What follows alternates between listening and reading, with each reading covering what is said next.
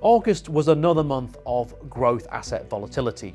Why? Well, it's a theme that's been affecting financial markets all year, and that is how far will interest rates rise in the major economies to combat rising inflation. So let's stay with that volatility story. Now, Wall Street uses an index as a barometer to see what the expected volatility will be over a 30-day period.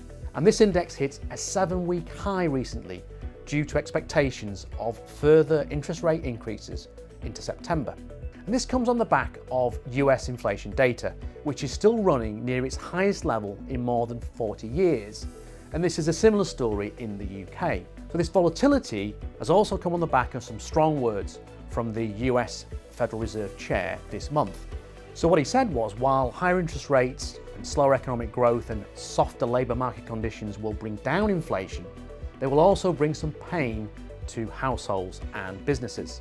And these are the unfortunate consequences of reducing inflation.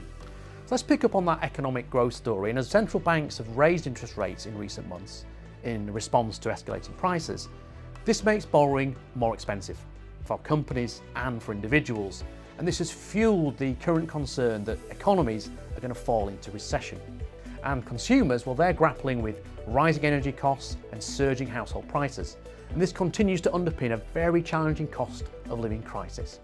So returning to the markets and factor performance, well, value and small cap performed the best over the month, whilst we saw growth and quality retrace.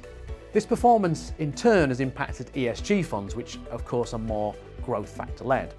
If we turn to defensive assets, August saw a retracement in pricing, and we saw yields lift in reaction to the expectation of those further interest rate rises. And this saw in both the UK and US 10-year government bonds an increase in yields. So in summary, financial markets continue to experience volatility, and in the short term at least, the key discussion points are going to remain inflation, interest rates, and worries over economic growth. But for investors, maintaining a well-diversified portfolio remains the key to riding through these challenging conditions.